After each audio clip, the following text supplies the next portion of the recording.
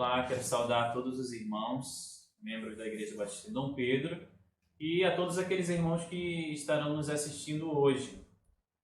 Nós estamos aqui uma vez mais para cooperar com todo o trabalho do nosso pastor, da nossa liderança, em fazer com que o alimento da palavra de Deus chegue na sua casa nesse período de quarentena, onde nós estamos impossibilitados de estarmos reunidos nos cultos públicos. Hoje é minha responsabilidade compartilhar com vocês a palavra do Senhor, mas antes disso nós queremos adorá-lo, louvá-lo com um cântico que vai ser apresentado pela Gabriela e pela Lívia.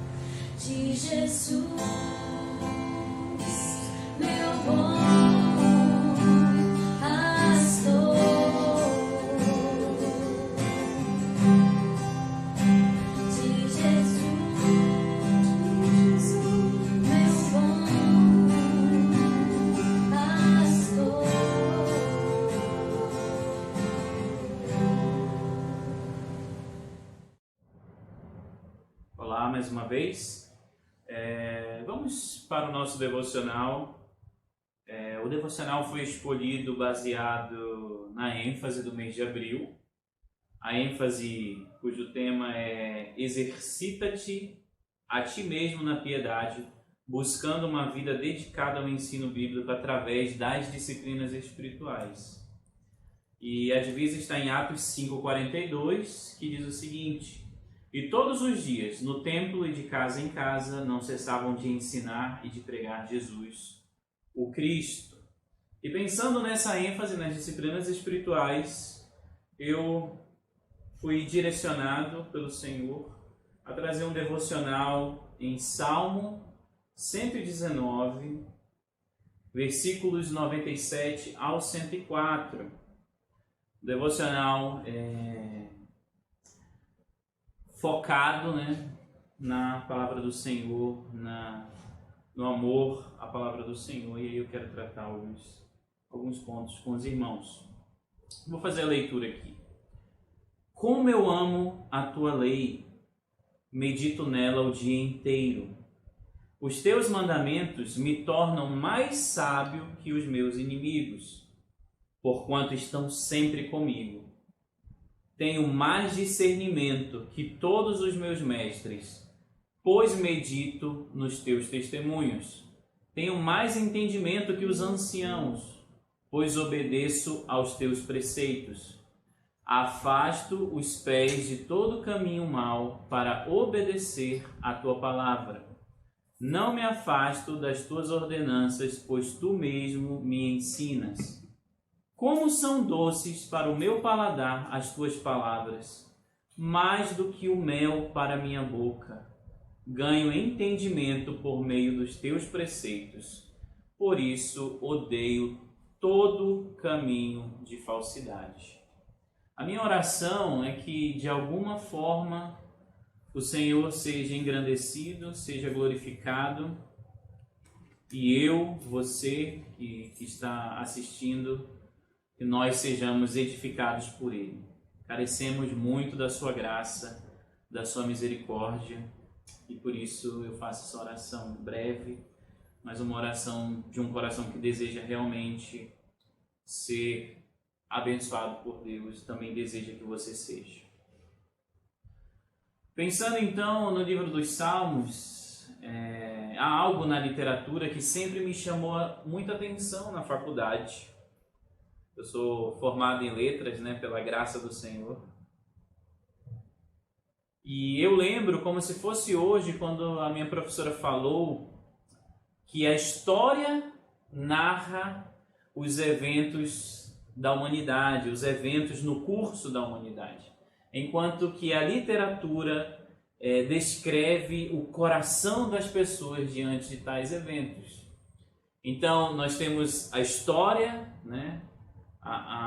o curso da história da humanidade, e paralelo ao curso da história da humanidade, nós temos a literatura, revelando então não os fatos precisos como ocorreram, mas o que as pessoas sentiam, o que as pessoas pensavam através então das obras literárias, através das artes, através das músicas.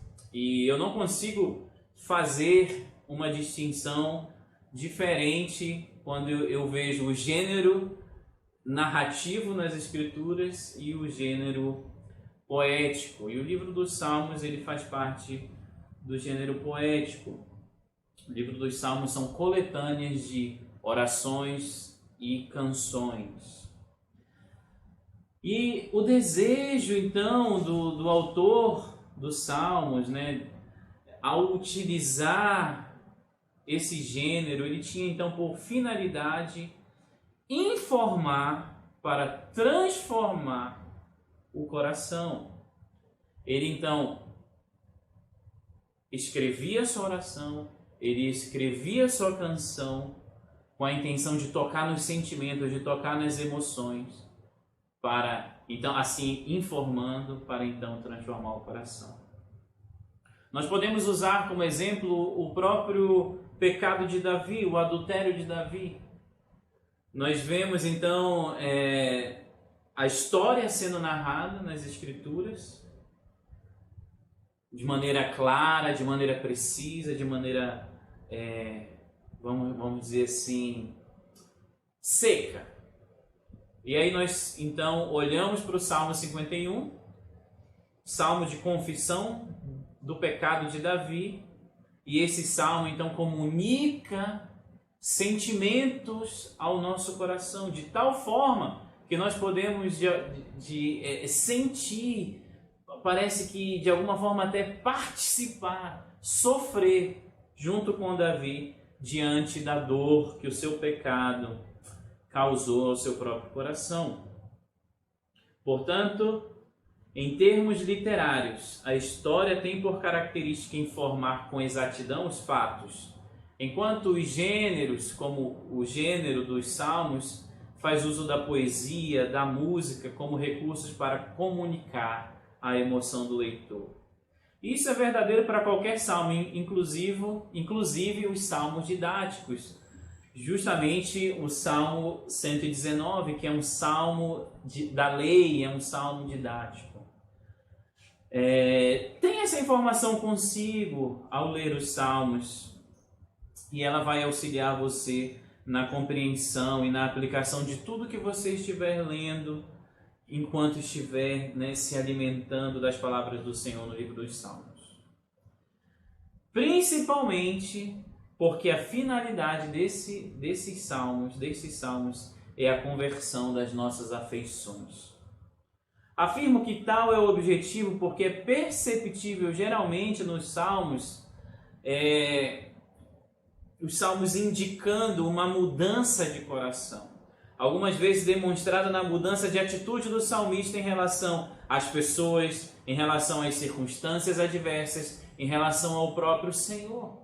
Às vezes lamentando, às vezes se queixando, mas ao final do salmo, demonstrando então, depois de uma reflexão, a devida adoração através da gratidão, do reconhecimento da soberania do Senhor e da condução do Senhor na vida do salmista.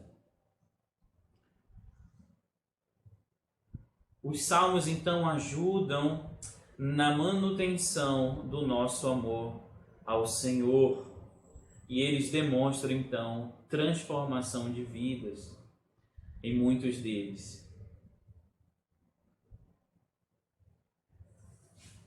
Uma forma pela qual o Salmo 119, que é um salmo didático, ele manifesta então o sentimento do salmista é demonstrando o amor que ele tem por Deus ao afirmar seu amor pela lei do Senhor. Deus tem interesse, meus irmãos, de ser exaltado no íntimo do nosso ser. E Ele nos auxiliou nesse sentido, revelando e nos dando acesso ao livro dos Salmos. E pensando em tudo que nós já estamos falando até o momento, eu gostaria de fazer a seguinte pergunta, a pergunta que eu faço para mim mesmo nesse momento, eu quero também fazer para você. Você ama ao Senhor? Você ama a Deus? Eu, Bruno, amo ao Senhor. Eu, Bruno, amo a Deus. Honestamente, como eu de fato sei que eu estou amando a Deus? Como você de fato sabe que você está amando a Deus? Precisamos fazer uma análise verdadeira, honesta, sincera, dada a realidade do mistério de habitar em nós desejos santos e pecaminosos simultaneamente. Dada essa realidade, deveríamos com determinação avaliar a nós mesmos para que não pequemos adorando, amando ou servindo a nós mesmos, aos nossos desejos pecaminosos, mas não ao Senhor. E observando então o versículo 97 do Salmo, nós vemos então a expressão do salmista: ó, como amo a tua lei! Como amo a tua lei! Eu medito nela o dia inteiro. Eu não sei se propositadamente, mas fica muito claro aqui nesse versículo que o amor precede a meditação. Ele diz: como eu amo a tua lei! E então o texto segue: medito nela o dia inteiro. Ele medita porque ele é justamente movido por tal amor, movido por tal afeição. E a razão é que há algo no homem que o move. O que é real no coração do salmista é real em todos os seres humanos. Há algo que move o homem. em direção a algo, em direção a alguém. Trata-se de uma força vital que o compele em todas as suas ações, em todas as suas reações, a buscar transcendência, a buscar algo que vai além do que esse mundo materialista pode oferecer, além do que nós mesmos podemos alcançar ao tentar satisfazer os nossos desejos da maneira como nós achamos que devemos fazer. A Bíblia afirma que foi colocado no coração do homem um anseio pela eternidade. Isso se encontra em Eclesiastes capítulo 3, versículo 11. Esse anseio nada mais é do que um reflexo daquele que colocou a sua imagem na humanidade, tornando-a entre toda a criação a única capaz de desfrutar de uma relação pessoal com Deus.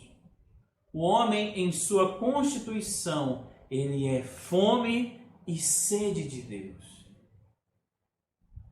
Um certo autor falou de forma brilhante, ilustrou de maneira brilhante que o homem ele é um tubarão existencial.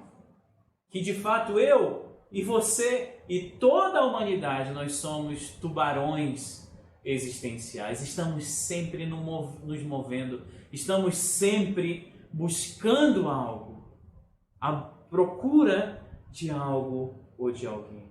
Isso é reflexo do anseio que é real no coração de toda a humanidade e que existe porque a humanidade carrega a imagem de Deus. O homem, em sua constituição, então, é fome e sede de Deus. O homem está buscando alimentar algo. O homem está buscando saciar a sua sede com algo ou com alguém.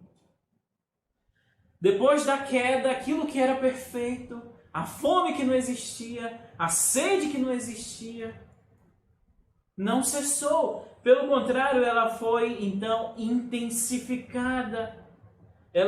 O homem então se tornou insaciável em seus instintos e implacável na sua busca por satisfação por algo. Isso nós podemos observar em cada um de nós. Nós podemos observar isso nos nossos familiares. Nós podemos observar isso em toda a humanidade. Uma busca incansável por transcendência. O homem busca em tudo e busca em todos a Deus. Estão obscurecidos, suprimem essa verdade, a negam, mas ao final é isso que os move. A busca por Deus os move. Ainda que neguem, ainda que não admitam, é isso que move o ser humano. É isso que movia o salmista, com a distinção de que para ele não se tratava de um ser desconhecido, mas do Deus de Abraão, de Isaac e de Jacó, o Deus de Israel. Por isso que ele exclama, como eu amo, não alguém desconhecido, não algo desconhecido, como eu amo a tua lei pela qual tu se revelou a mim. Assim, é correto afirmar não apenas que ele amava alguém, mas ele amava a pessoa certa. Seu ser, seu coração estava, apesar de suas imperfeições, voltado para Deus, voltado para o Senhor, a fonte única que pode saciar a sede da alma, a fome da alma, a fonte única que pode saciar, então, os desejos do coração do homem. Essa é uma experiência que muda tudo.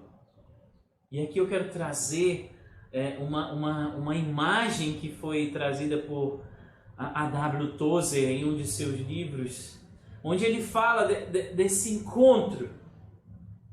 Esse encontro do homem com Deus.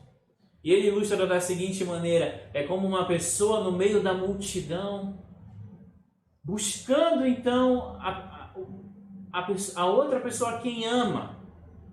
Eles estão no meio da multidão e os seus olhos se buscam até o exato momento que se encontram. E ele ilustra esse encontro com o Senhor, com a sua lei, com Deus, Criador de todas as coisas. Quando isso acontece, quando os nossos olhares perdidos, então, se cruzam com os olhos de Deus, a W. Tozer diz: verdadeiramente os céus chegaram na terra. Verdadeiramente os céus tocaram a terra. Davi, o autor do Salmo, estava então desfrutando desse privilégio. Ele diz: como eu amo a tua lei. Agora pense em quão frustrante é, até mesmo decepcionante, para pessoas de religiões, onde suas religiões não implicam em um relacionamento direto com os seus ídolos, não implicam, na realidade, com um relacionamento direto com o Criador. Quão frustrante e quão decepcionante, por exemplo, é para um indígena que tem percepções da eternidade e está escravizado, servindo a alguém que desconhece, que de fato não é real, como o Senhor revelado nas Escrituras é. No caso do salmista, era o Deus que se revelou ao universo através da lei, através da sua palavra. Conhecer a quem se ama é, sem dúvida alguma, maravilhoso. Tal realidade deve ser potencializada, aumentada, quando se trata do conhecimento daquele que criou todas as coisas, o Senhor. Nós não estamos conhecendo algo falsificado, que não é real. Quando olhamos para a lei, quando o salmista olha para a lei, ele está em contato com o Deus que criou todas as coisas, o Senhor do universo, revelado então nas Escrituras Sagradas. Conhecer a quem se ama é sem dúvida maravilhoso, especialmente quando se trata do conhecimento de Deus, do conhecimento do Senhor. Ao declarar seu amor à lei, ele declara seu amor ao Senhor, porque a lei é a voz de Deus para os corações que na ocasião encontravam-se perdidos e sem acesso àquilo que poderia satisfazer os anseios desconhecidos que possuíam. Ao utilizar o termo amor, não apenas podemos, como devemos concluir que se trata da inclinação humana, daquilo que foi colocado por Deus como força motriz no coração do ser humano. A essa inclinação, Jonathan Edwards chamava de afeição. Ele escreveu um tratado sobre esse assunto, com a intenção de auxiliar homens e mulheres na busca por uma vida genuinamente voltada para Deus. Veja, o salmista tinha a lei como base para esse amor. O salmista tinha a palavra, a Escritura como base para esse amor. Ele primeiro então afirma amar ao Senhor e então descreve sua disposição e disciplina na manutenção desse amor. Ele diz: como eu amo a tua lei, nessa lei eu medito de dia e de noite.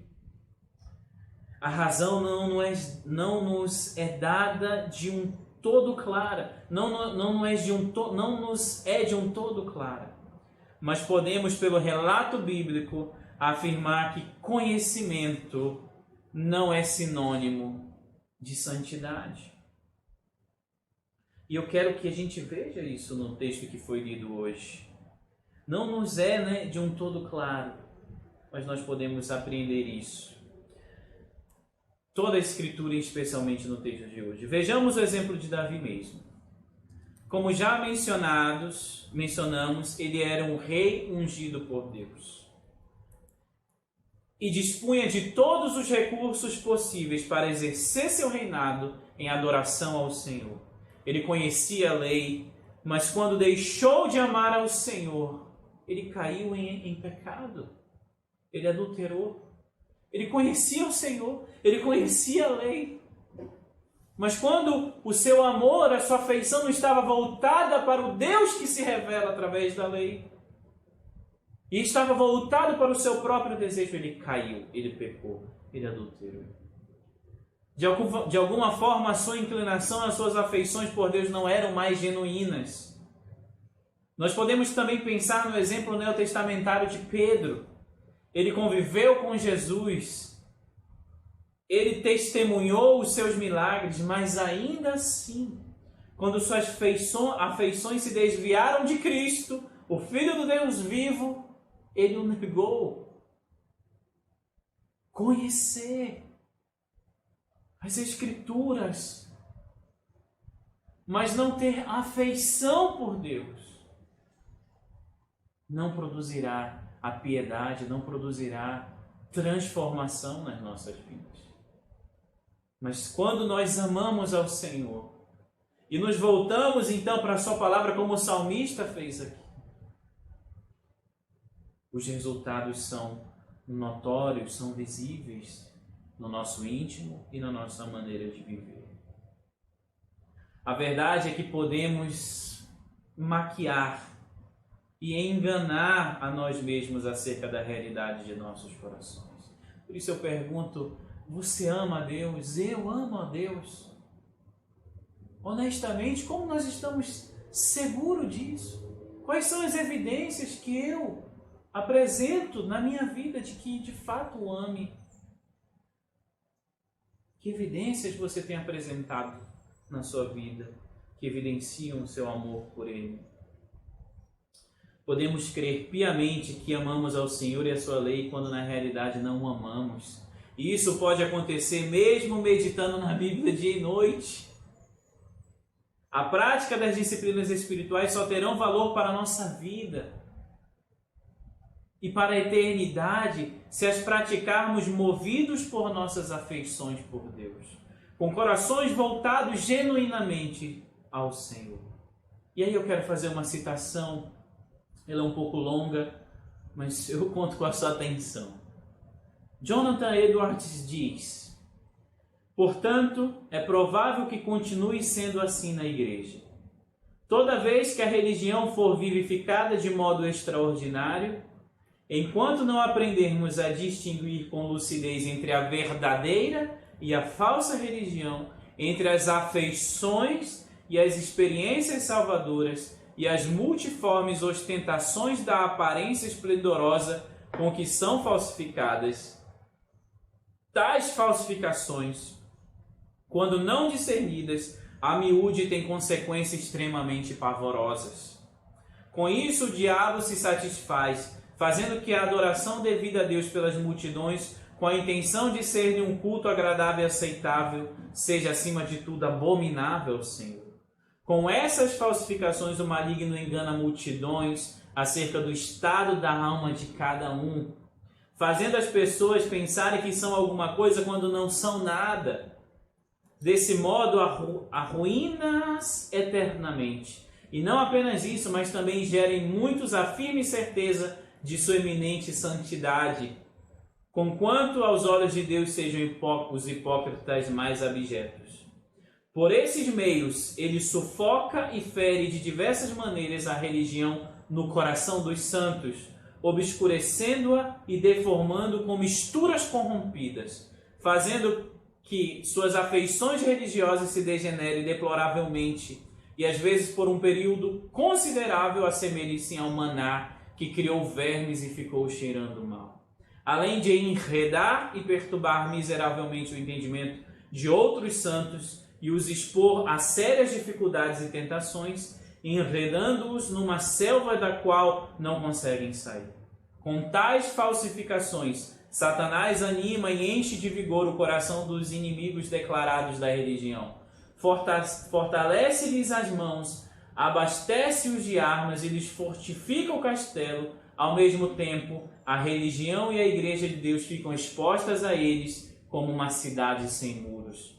Com isso, ele faz os homens praticarem a iniquidade pensando que cultuam a Deus, e assim pecarem sem limites, com fervorosa intrepidez e zelo, e com todas as forças. Desse modo ele leva até os amigos da religião a fazer inadvertidamente o trabalho dos inimigos, destruindo a religião de um modo muito mais eficiente que os inimigos declarados, julgando que estão fazendo-a progredir.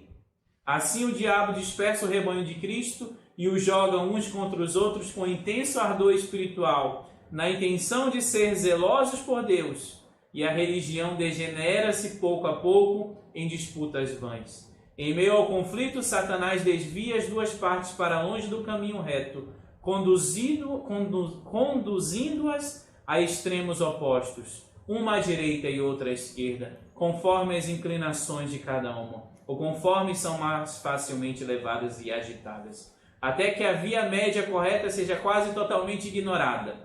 Nessa confusão, o diabo tem a excelente oportunidade de promover seus próprios interesses e os fortalecer de modos incontáveis, tomando em suas próprias mãos o governo de todos e realizando sua vontade, pelo que se vê das terríveis consequências de não distinguir a religião falsa da verdadeira. O povo de Deus em geral passa a ter a mente desequilibrada e perturbada nas coisas da religião, sem saber onde firma o pé, nem o que pensar e fazer. Assim, muitos são induzidos a duvidar de que a religião vale a mesma pena, e a heresia, a infidelidade e o ateísmo prevalecem com sucesso. O que Edwards está falando é da real possibilidade de eu acreditar que amo a Deus, quando de fato não amo.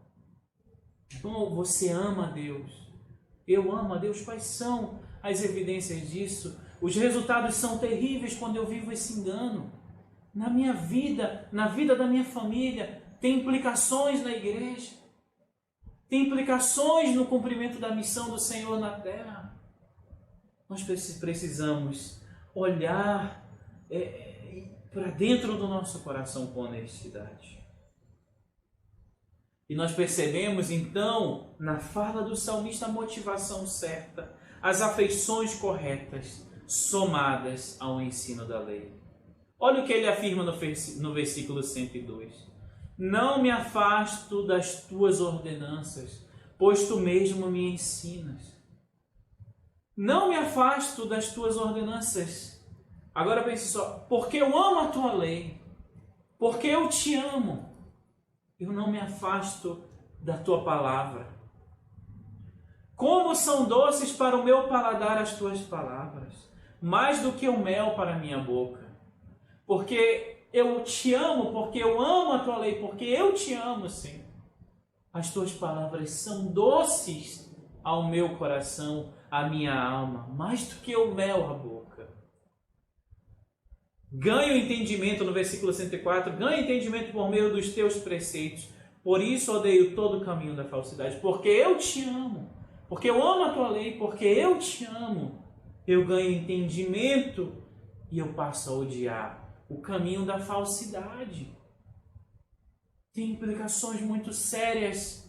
Não avaliar a motivação, não avaliar para qual direção as nossas afeições estão caminhando, estão apontando. O Senhor deve ser o alvo das nossas afeições. Apenas através desse entendimento alguém poderá ser então mais sábio que os seus inimigos, como ele fala no trecho que nós lemos, ou ter maior discernimento que os seus mestres, ou serem mais entendidos que os anciãos. E principalmente, exercerem uma vida de adoração e de santidade ao Senhor, como fruto de um amor genuíno, de afeições verdadeiras por Ele. Não de perfeição, mas de uma busca pela perfeição através dEle. Por amá-lo e por amar e priorizar a sua lei. O salmista diz então, como eu amo a tua lei. Eu medito nela o dia inteiro. E eu quero fazer aqui algumas aplicações para nós caminharmos para o final. A primeira aplicação é que eu e você devemos avaliar a nossa saúde espiritual continuamente. Mas especialmente, alguns que fazem parte da igreja devem avaliar se a sua salvação foi genuína, se você nasceu de novo. Por quê? Porque ninguém pode ter afeição genuína por Deus, ninguém pode ter o seu coração direcionado a Deus de uma maneira adequada, se não nascer de novo. Por quê? Porque o homem está separado de Deus. E se o homem não nascer de novo através do Evangelho de Jesus Cristo, ele não pode amar a Deus de maneira genuína.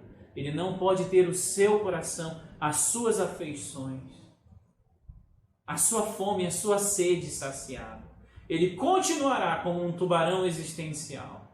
Ele continuará vazio e ele continuará buscando em outras pessoas, em outras coisas, em qualquer lugar, em qualquer ser que não seja o Senhor preencher esse vazio. A segunda aplicação é que nós devemos considerar que não adianta estarmos envolvidos em tantas atividades na igreja, porque essas atividades na igreja não garantem que nós estamos adorando e amando ao Senhor de uma maneira agradável, genuína. Não são garantia de que nossas afeições de fato estão voltadas ao Senhor. Especialmente nesse momento de adversidade, nós estamos tendo os nossos corações provados em relação a isso. O próprio Edward se escreveu desse modo: as provações são um benefício a mais para a verdadeira religião, pois não somente revelam sua verdade, mas também lhe fazem manifestar extraordinariamente a genuína beleza e atratividade.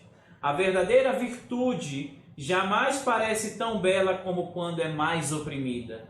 E a excelência divina do verdadeiro cristianismo nunca se mostra tão benéfica como quando passa pelas maiores provas. É nessas ocasiões que a fé autêntica se mostra muito mais preciosa que o ouro. Também por causa disso ela redunda em louvor, glória e honra. O que eu estou querendo falar aqui nesse momento? Nós estamos em quarentena. Nós estávamos então habituados a participar dos cultos públicos. E agora Deus tem exercido seu juízo sobre a humanidade. Deus tem confrontado a sua igreja. Tem nos feito parar nas nossas casas. E ao fazer isso, muitos de nós nos deparamos com a realidade de que nós separamos o nosso amor ao Senhor, separamos a nossa adoração ao Senhor. Seleta 3, 4 horas dominicais. Não temos cultos públicos nesse período. E agora, como é ser cristão sem ir à igreja ao domingo?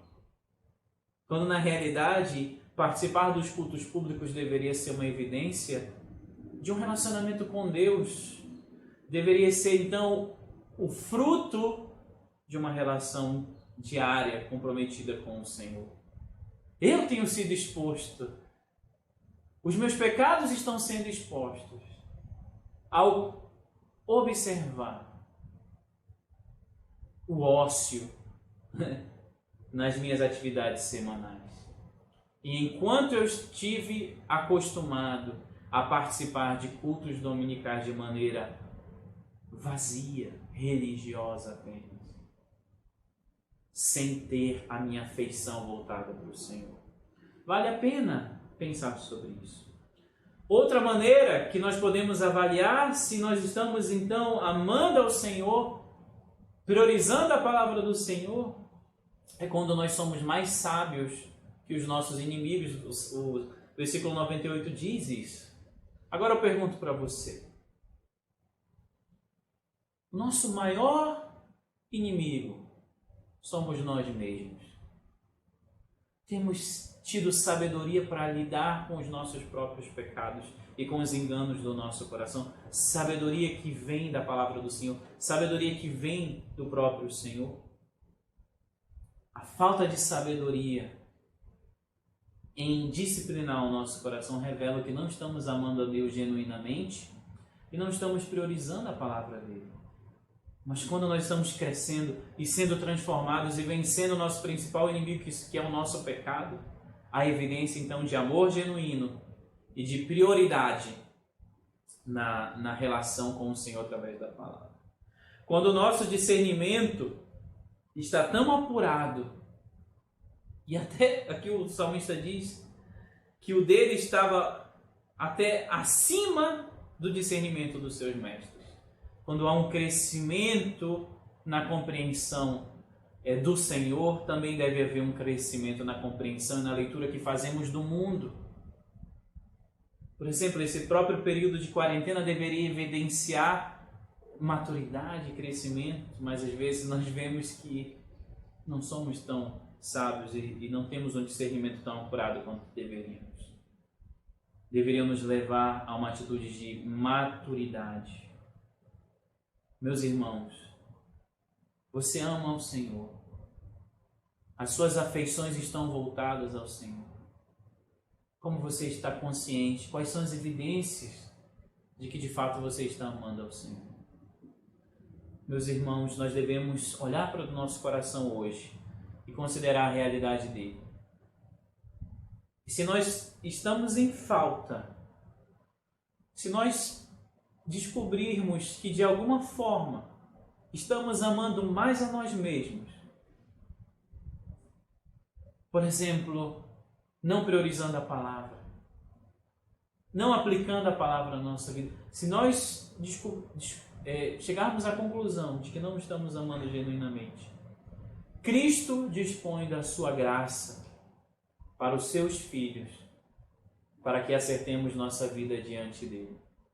E para que então façamos isso, devemos então fazer uma reflexão, avaliar o nosso coração, confessar o nosso pecado e entregar nossas vidas em um novo compromisso, uma nova dedicação ao Senhor. E aí essa quarentena vai produzir os efeitos esperados por Deus, a transformação da nossa alma. Que o nosso lema, então, esse mês, cuja ênfase está nas disciplinas espirituais, seja amar ao Senhor. Se não nos amarmos, se não dirigirmos as nossas afeições a Ele, a Bíblia jamais será uma prioridade. E as transformações que Deus deseja exercer na nossa vida jamais acontecerão. Mas Cristo pode nos auxiliar com sua graça para que o nosso amor ao Senhor seja genuíno, a nossa relação com Ele seja baseada na palavra e um compromisso contínuo, e Ele então possa operar e nos transformar de uma maneira que nós passemos por essa quarentena e ao sair dela, saiamos mais próximos dEle e com corações transformados. Que Deus te abençoe, que Deus nos abençoe e que nós possamos então nos voltar para Ele em dedicação.